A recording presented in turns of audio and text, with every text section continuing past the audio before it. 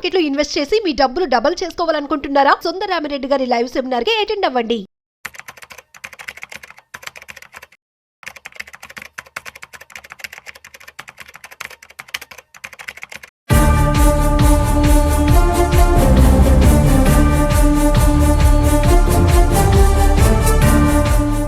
Hi, hello, namaste. Welcome to Business Buzz with Rajiv Pasupuleti on Suman TV.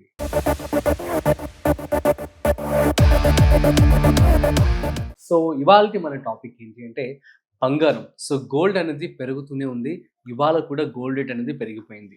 So ఎందుకు gold పెరుగుతుంది, ఇంకా పెరుగుతుందా, మరి ఎవరైనా ఇన్వెస్ట్మెంట్ చేయాలనుకుంటే ఇన్వెస్ట్మెంట్ చేయొచ్చా, చేయకూడదా, ఇప్పుడు కొంచెం ఆగి చేయాలా, సో ఫెస్టివల్ సీజన్ కారణంగా పెరుగుతుందా ఏంటి, ఈ విషయాలన్నీ కూడా మనం తెలుసుకోబోతున్నాం. సో వీడియోని మిస్ అవ్వకుండా ఎండ్ వరకు చూసేయండి.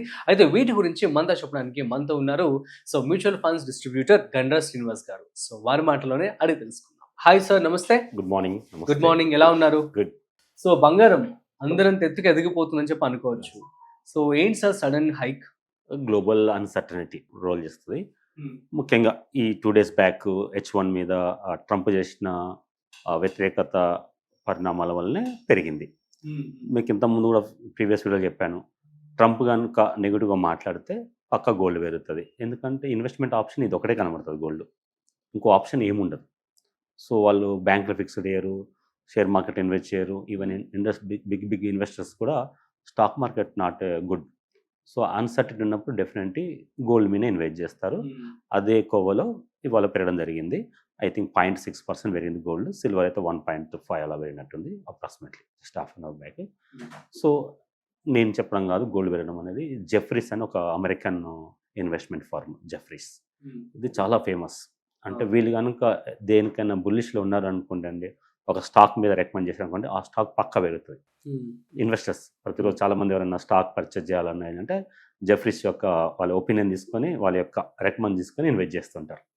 సో అదే జస్ట్ 2 days బ్యాక్ ఏమన్నారంటే, ఆ 2 days బ్యాక్ ఏమైంది, $3,700 పెరిగింది అవున్స్ బంగారం. అంటే అది 2 days బ్యాక్ అది హైయెస్ట్ రాగానే దాన్ని జెఫ్రీస్ వాళ్ళు అంతకుముందు ప్రీవియస్ ఒక 30-40 days బ్యాక్ వాళ్ళు ప్రిడిక్ట్ చేసి చెప్పారు, మేము ఇంతవరకు వస్తుంది మేము చెప్పాము. బట్ ఇప్పుడున్న పరిణామాల ప్రకారం అప్పుడున్న యూఎస్లో ఉన్న spending capacity per capital income బట్టి పెరుగుతుందని చెప్పారు. స్టిల్ ఇండియా యూఎస్లో ఉన్న పర్ క్యాపిటల్ ఇన్కమ్ దృష్ట్యా, అక్కడున్న పరిస్థితుల దృష్ట్యా ఇప్పుడున్న బంగారం రేటు చాలా తక్కువ. ఈవెన్ $6,600 యుఎస్ డాలర్ పర్ అవున్స్, అంటే ఇంచుమించుగా 2 లక్షల వరకు రీచ్ అవుద్దని వాళ్ళ యొక్క ప్రిడిక్షన్ జెఫ్రీస్ ఇది. అంటే రాబోయే 3 సంవత్సరాలు 4 సంవత్సరాలు 3 to 5 yearsలో గోల్డ్ అనేది డబుల్ అయ్యే అవకాశము స్పష్టంగా కనబడుతుంది. ఎందుకంటే వాళ్ళు అంత ఈజీగా ఉండదండి, వాళ్ళ అనాలిసిస్ చాలా అక్యురేట్గా ఉంటుంది. తర్వాత ఇప్పుడు చూస్తున్న పరిణామాలు కూడా అలానే కనబడుతుంది. సో కాబట్టి బంగారం పెరగడం అనేది తథ్యం. నేను ఎవరికైనా చెప్పేదన్నా మా సలహా ఏంటంటే, వాళ్ళ పోర్ట్ఫోలియోలో ఇన్వెస్ట్మెంట్ ఫర్ ఎగ్జాంపుల్ 10 lakhs ఉంటే ఒక 1 or 2 lakhs గోల్డ్ మీద ఇన్వెస్ట్ చేయమని చెప్తాను. ఇది ఎవర్ గ్రీన్, ఎప్పటికి ఉండవలసిందే. సో మీరు కనుక జెఫ్రీస్ కనుక నమ్మితే డెఫినెట్ ఇన్వెస్ట్ చేయండి ఫ్యూచర్ టైం కోసం. సో మరి ఇప్పుడు గోల్డ్ మీద ఇన్వెస్ట్మెంట్ చేయాలనుకునే వాళ్ళు ఆగమంటారా కొంచెం? ఎప్పుడైనా గోల్డ్ అనేది ఇప్పుడు ఈ ట్రంప్ వల్ల కొద్ది పెరిగింది, మళ్ళీ కూల్ ఆఫ్ అవుతుంది. ఎగ్జాంపుల్ ట్రంప్ ఏమీ అనలేదు. ముందు ఈ ట్రంప్ ఎందుకు అన్నాడంటే, ఇండియాని బ్లాక్మెయిల్ చేయడం కోసం మెయిన్. అంటే ఇప్పుడు చర్చలు జరుగుతున్నాయి, టారిఫ్ మీద చర్చలు జరుగుతున్నాయి. సో మేము కనుక చెప్పినట్టు వినకపోతే ఎలా ఉంటుందో అని టెస్టింగ్ కోసమే H1 మీద $1,000 అని పెట్టారు. సో ఏమైంది అంటే, ఒక $4,500 H1 ఫీజు ఆటోమేటిక్గా 25 times పెరిగింది. సో పబ్లిక్, ఎందుకంటే H1 మన వీసాలే, యుఎస్లో ఉన్న 72% H1 వీసాలు మనయే. సో మన పీపుల్ అంత టాలెంటెడ్, మనమే దాన్ని తీసుకుంటున్నాం. యూఎస్ కూడా థ్యాంక్స్ చెప్పాలి, అంత పర్సెంట్ మనకి ఇచ్చింది. ఆ తర్వాత ఎక్కడో ఉంటుంది చైనా 12%, H1 వీసా మనమే తీసుకుంటున్నాం. సో మేము కనుక మేము చెప్పినట్టు వినకపోతే మీ పరిణామం అలా ఉంటుంది అని జస్ట్ టెస్ట్ చేశారు. ఆ 10 hours పాపం ఇండియాకి వచ్చి పూజలకు పండుగ కోసం వచ్చి నాన్న హైరాణ పడ్డారు. తిరిగి వెళ్ళాల్సిన పరిస్థితి ఏర్పడింది. ఫ్లైట్గా బుక్ చేసుకుని వెళ్ళాలి. బట్ 10 hours తర్వాత తూచని చెప్పేసి మళ్ళీ అగైన్ మార్చినాడు. అంటే బ్లాక్మెయిల్ చేస్తారు, అంటే భయపెట్టిస్తారు. అంటే వాళ్ళ ఎకానమీ, అంటే ప్రపంచంలో అత్యధిక అప్పులున్న దేశం అమెరికానే. సో వాళ్ళ అప్పులను తీసుకోవడం కోసం, గాడిని పెట్టడం కోసము ట్రంప్ స్పష్టంగా ఉన్నాడు. ఆయన యొక్క ఎలక్షన్ మేనిఫెస్టో అది, అమెరికా మేక్ అగైన్ గ్రేట్ అన్న స్లోగన్ విధానంలో వెళ్తున్నాడు. సో బ్లాక్మెయిల్ చేస్తాడు పక్క. సో ప్రపంచంలో ఏ దేశాన్ని బ్లాక్మెయిల్ చేసినా లాభం ఉండదు. ఒక్క ఇండియన్ బ్లాక్మెయిల్ చేస్తే వాళ్ళకి లాభం. ఎందుకంటే మోస్ట్ ఆఫ్ ద పీపుల్ అక్కడే ఉన్నారు కాబట్టి. ఎందుకంటే చైనాను బ్లాక్మెయిల్ చేస్తే వాళ్ళకి నష్టం, చైనా వినదు.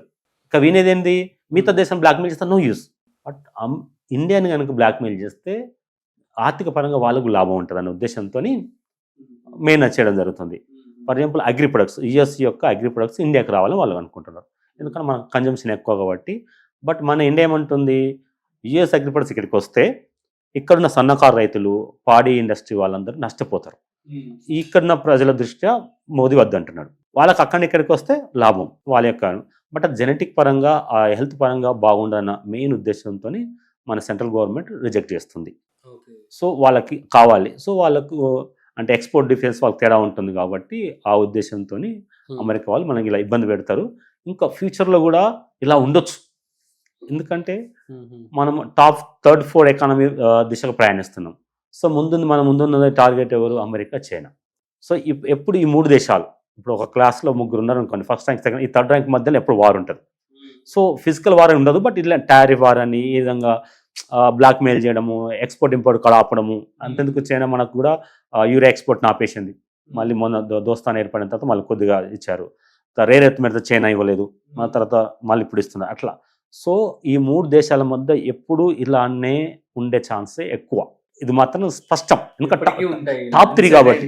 టాప్ 3 అంతేగా, టాప్ 3 అన్నప్పుడు ఎందుకు ఒప్పుకుంటాడు అమెరికా వాళ్ళు? ఫస్ట్ ర్యాంక్ చైర్లో కూర్చోమంటారా అమెరికా?